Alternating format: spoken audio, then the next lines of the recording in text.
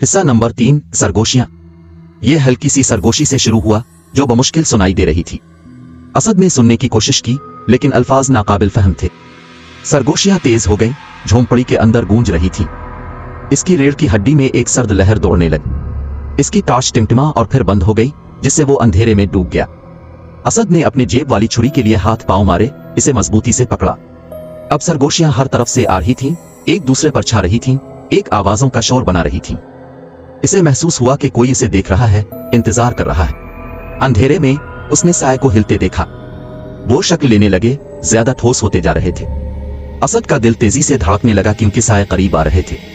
वो एक कोने में पीछे बैठ गया, छुरी अपने सामने पकड़े हुए।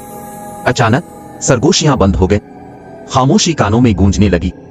फिर एक आवाज, वाज़े और ठंडी, इसके कान के पास बोली, तुम्हें यहां नहीं आना चाहिए था।